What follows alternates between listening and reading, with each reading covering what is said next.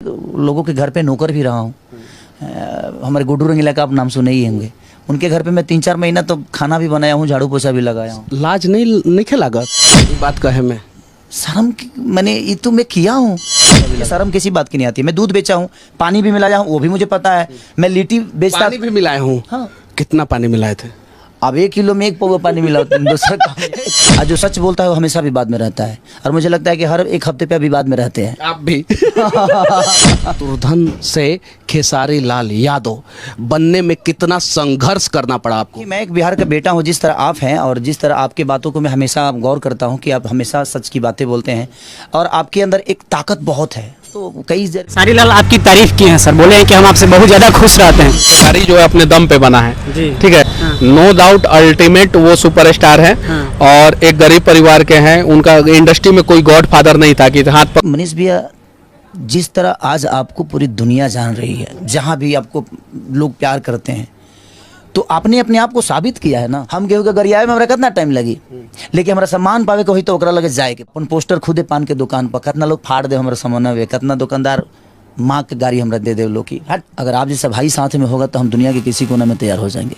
Reason सच्चे लोग मिलना चाहिए भैया। जी ये कहब कि अगर अश्लील कोनो चीज बा तो ओकरा पर विचार और बात कल बंद कर दिलो, उ काल्हे से सब कुछ बंद हो जाई। अपने आप लोग सभ्य की तरफ भागल शुरू। अच्छा मनीष भैया तो रोज ट्रेंडिंगे में रह ले, ट्रेंडिंग स्टार हुआ है। नहीं आप हमेशा आपका हमनी के मनोरंजन करावेली सब तो लोग उतना ना सुन पाए भाई, जितना आप बोल देते हैं तो लोग सुन लेते हैं। वो सच्चाई है। तो वेद गलत हो जाता है अगर गलत साबित करने वाले लोग बैठ जाएं तो, क्योंकि आपका विचारधारा गलत उसको करना है, उसको साबित कर देना है कि वो गलत है, तो वो गलत हो जाएगा। मेरे साथ जो व्यक्ति बैठे हैं वो पूरी दुनिया में किसी परिचय के मोहताज नहीं है, क्योंकि YouTube पे सिर्फ और सिर्फ इनका नाम ही काफी है। कहा जाता है कि ये हिट मशीन है।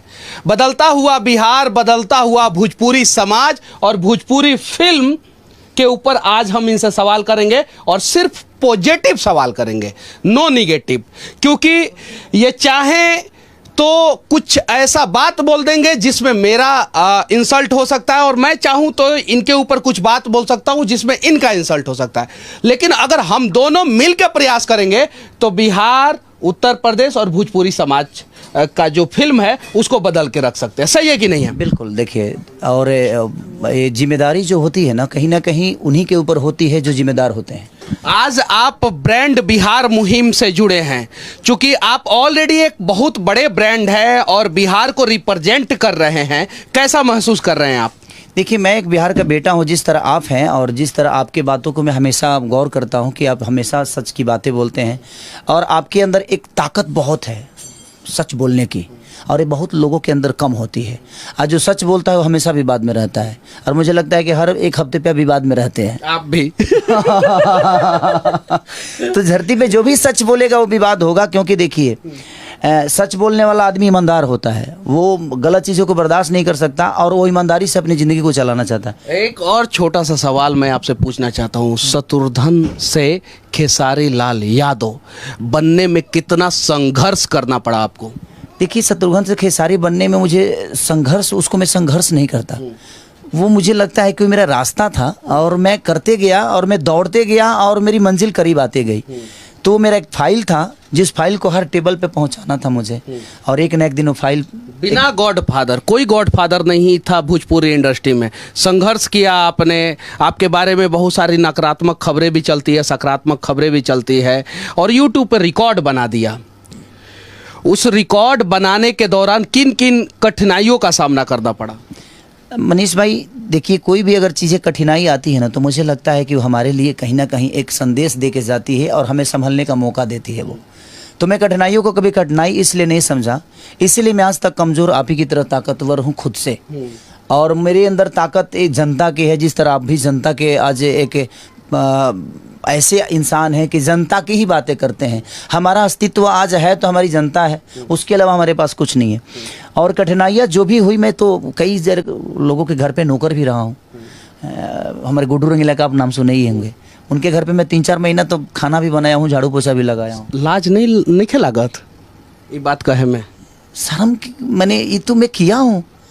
मैं और ये होता है महानता। एक्चुअल में सही बात है, हमने जो किया है उसे हमें एक्सेप्ट करने में क्या दिक्कत है। और जरा सोचिए, जो व्यक्ति गुड्डू रंगीला के घर पे 3 महीना काम किए हैं और उसके बाद आज भोजपुरी इंडस्ट्री के मतलब कि सुपरस्टार बन गए, इस बात पे भी कुछ लोग विवाद कर सकते हैं। इसके लिए तैयार है क्या आप, सुपरस्टार खेसारी लाल यादव? मनीष भैया मेहनत किया हो ना, मैं अब इतना रिस्पेक्ट कैसे देते हैं लोगों को? मनीष भैया, छोटा हूं मैं आपसे। नहीं, फिर आप छोटे तो नहीं है, देखिए छोटे नहीं है, आप बड़े हैं।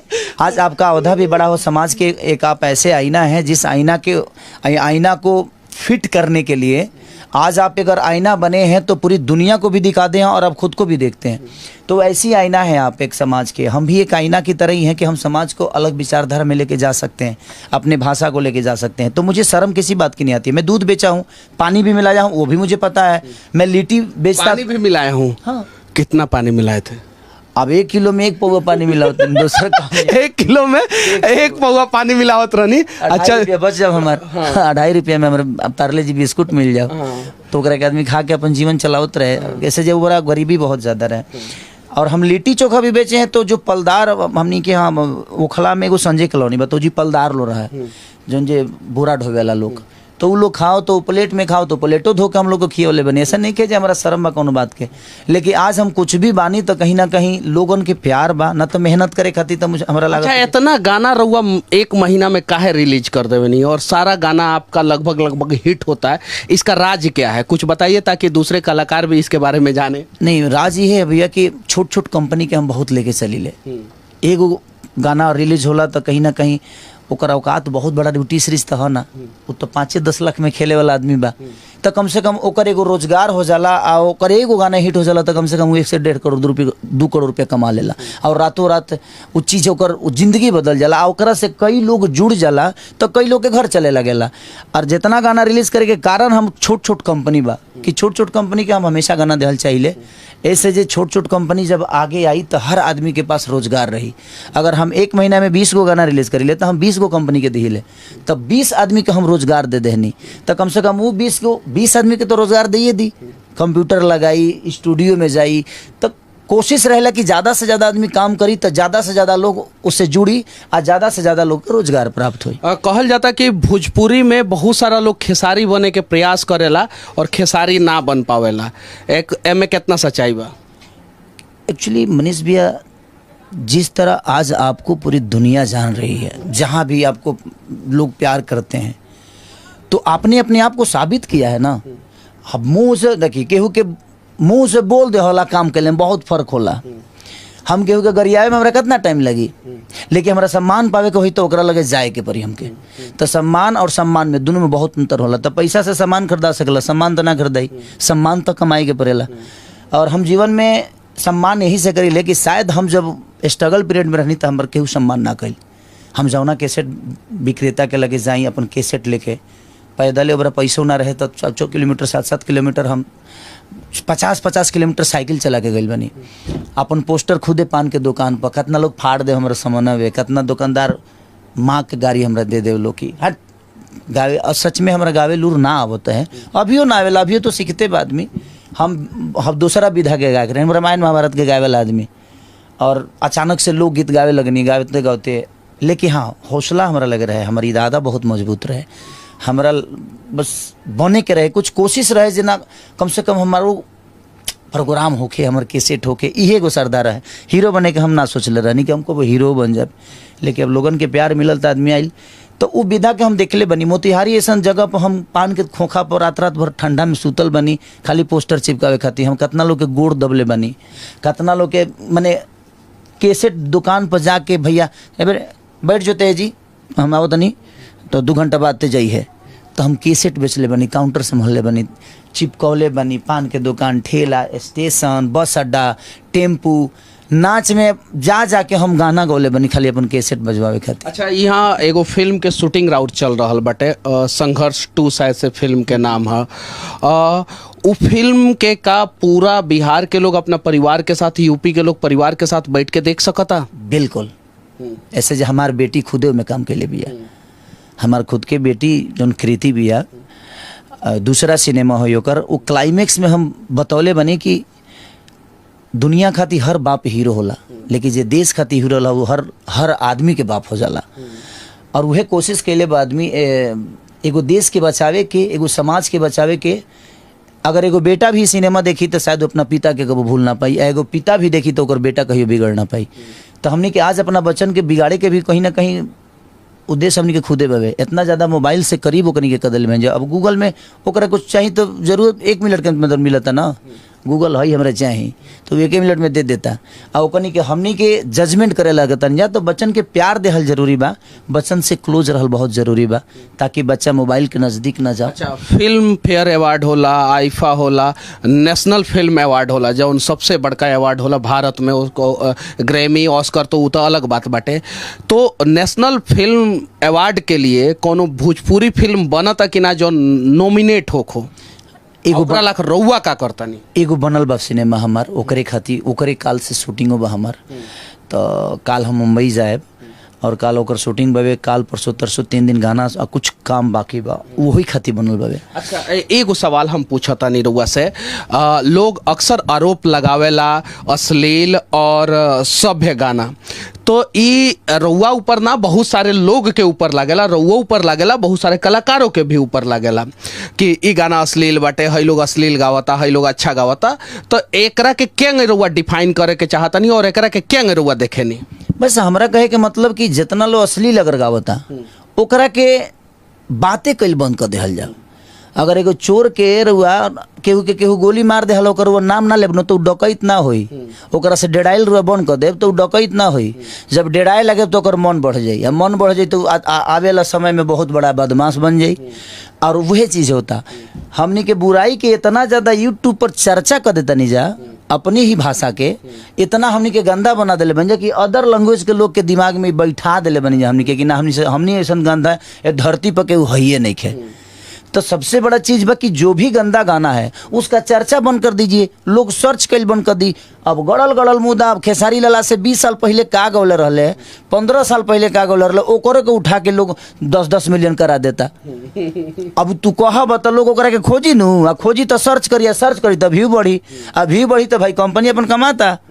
तो आप गलत चीज़ को प्रमोट करना बंद करिए, गलत को गलत साबित करने के लिए आप उसको चर्चा में ला देते हैं।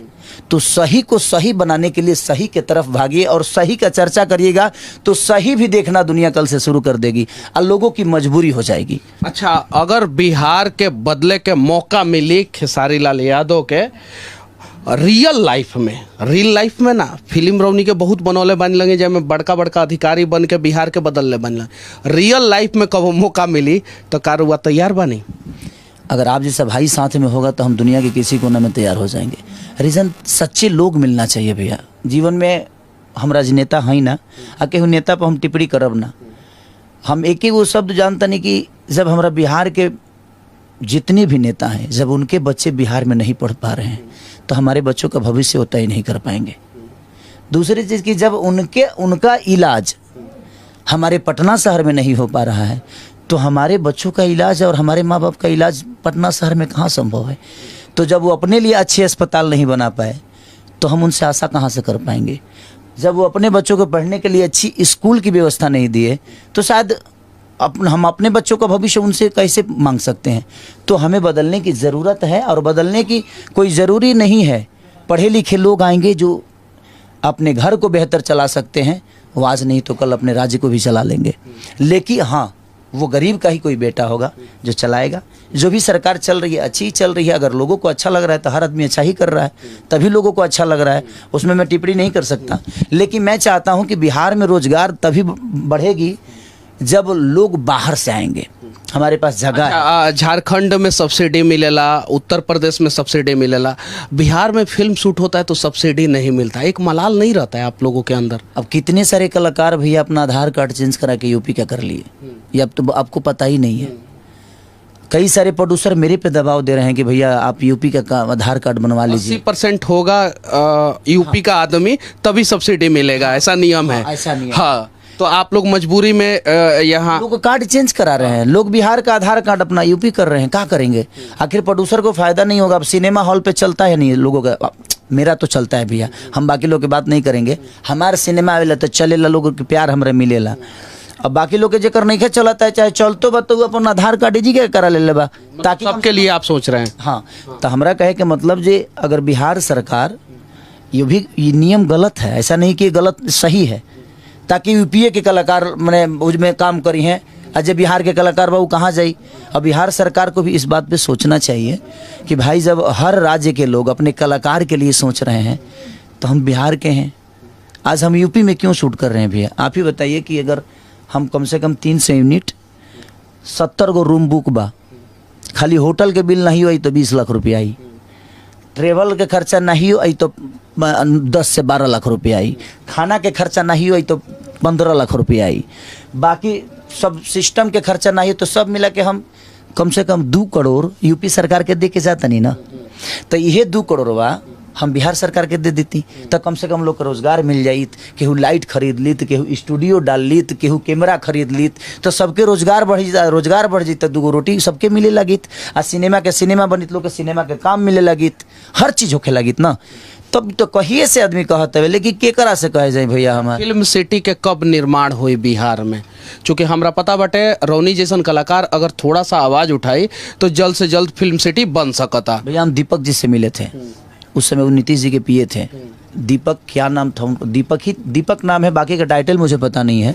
वो उनके पीए थे। कई जगह पे मैं गया हूँ लेकिन कोई सुनवाई नहीं हुई। सब हाँ करते हैं इसको, उन लोगों ने इसको मैं फिल्म नीति को डाल दिया है। वो क्या बोलते हैं जो बाहर से लोग आता है ना, तो क्या बोला जाला ओकरा के? प्रवासी ना, बाहर से लोग आते हैं ना, पर्यटन। तो पर्यटन ना डाल सकिले कौन वो महाराज जिस तरह बेबाक आदमी हम भैया जो ना आवेला तो ना आवेला, काम खत्म। उससे न कोनो लजाए के नहीं के जो हम बेवकूफ हो जाए, हमको नहीं आता है भाई तो नहीं आता है, का दिक्कत? अरे यही अच्छा, यही रहा ना अपन दुनिया प्यार के लिए हमके ऐसा थोड़ी बात हम IPS बन के लोग के प्रेजेंट के लिए बनी ना। तो उसको पर्यटन में लोग डाल दिए। अब पर्यटन में डाल दीजिएगा तो भाई अब जे बा वो पर्यटन है, जे बिहार के कलाकार बा पर्यटन में काम करी, अब ओकरो के पर्यटन बना दिले बोलो तो का कहिए ओकरा खातिर का लड़ जाए भैया? अब हम छोड़ दिले बनी लड़ल। अच्छा, एक और सवाल, राउर कौन फिल्म भविष्य में आई जो कम से कम 25 करोड़ रुपया के बजट करी? भैया 25 करोड़ कमाए खातिर का हम 50 करोड़ कमाए की क्षमता रखत नहीं। हमारा काम आवेला, ऐसा नहीं खे ना आवे। हमारा नाचे आवेला, हमारा गावे आवेला, हमारा कूदे आवेला, हमारा फाइट आवेला। भगवान के कृपा से निमन बॉडियो बना ले बनी, हर चीज़ तो कहिए ले आदमी। अब हमने के एगो अच्छा प्लेटफॉर्म के ज़रूरत बवे कि जब हमने के बिहार सरकार भी यूपी सरकार भी अगर हेल्प करी, हॉल से लेके सब्सिडी से लेके हर चीज़, तो हमनियों के जब पैसा मिले लगी तो फिल्मिया में पैसे न लगाई आदमी। तो कॉन्सेप्ट आज तो हम आधा से ज़्यादा कॉन्सेप्ट हम खुद ही लिखी ले, आधा से ज़्यादा तो हम गानों लिखी ले। तो आदमी जब संतुष्ट हो जाई तो काम छोड़ दी। हम संतुष्ट नहीं भइल अभी, हमरा भूख बहुत बा, बसरते हमके प्लेटफॉर्म की ज़रूरत बा, लेकिन प्लेटफॉर्म मिलिए नहीं के पावत, हम का करी? केकरा से लड़े जाई? एक प्लेटफॉर्म की जरूरत है और ये बात कोई और नहीं, भोजपुरी इंडस्ट्री के सबसे बड़े सुपरस्टार खेसारी लाल यादव कह रहे हैं। और एक प्रयास किया जाए भोजपुरी इंडस्ट्री को बदलने का, और उस प्रयास में आपको भी शामिल होना होगा, हमें भी शामिल होना होगा, और खेसारी लाल यादव जैसे जितने भी सुपरस्टार हैं उन सबको शामिल होना होगा, तब जाके हमारा भोजपुरी इंडस्ट्री बदलेगा। आखिरी में दर्शकों को क्या संदेश देना चाहते हैं? बस सबसे मैं आप सबसे यही कहना चाहता हूँ कि आज मनीष भी आए हैं और इनसे मिलकर मुझे खुशी होती है इसी बात से कि एक सच्चे इंसान से मिलकर एक ऊर्जा मिलता है। अपने जीवन को सच्चे तरीके से, मनीष कश्यप एक गरीब घर के परिवार के लड़के हैं, मैं भी एक गरीब परिवार का ही लड़का हूँ, और हम लोगों ने आप सबके बीच में अपने आप को प्रेजेंट किया और आपने बेहद प्यार किया। तो सच्चाई, अपने माँ बाप से प्यार करिए, अपने लोगों से प्यार करिए। अगर भाषा की बातें हैं तो अपना भाषा जब आए ना तो प्लीज़ आप अपने भाषा को प्लेटफॉर्म पे, किसी भी मीडिया प्लेटफॉर्म पे या यूट्यूब पे या फेसबुक पे आप उसको गंदे तरीके से प्रेजेंट आप खुद मत करिए। दुनिया करती है तो हम लड़ जाएंगे, लेकिन जब हम खुद ही करेंगे तो फिर हम दुनिया को कैसे समझा पाएंगे कि हम कहाँ से आए हैं। तो इसलिए मैं चाहता हूँ कि अपनी भाषा की बात हो, चाहे वो कोई भी कलाकार हो, उसको सम्मान दीजिए। उस सम्मान से नहीं सुधर मारला से केहू ना सुधरिए, क्योंकि गरिया देव तो रहुआ में ओकरा में कोनो अंतर बाना। इससे हम कहब कि केहू के पाँक से पाँक ना धोवाला, पाँक नीमन पानी से धोवाला। तो ओकरा के पानी से धोए के जरूरत बा, पाँक से धोला के जरूरत नहीं है। तो हम यह कहब कि अगर अश्लील कोनो चीज़ बा तो ओकरा पर विचार और बात कैल बन कर दिलो वो काल्हे से सब कुछ बंद हो जाई, अपने आप लोग सभ्य के तरफ भागल शुरू कर दी। अब बोलाला से कुछ बंद ना होला, ओकरा पर अमन करे के पड़ेला।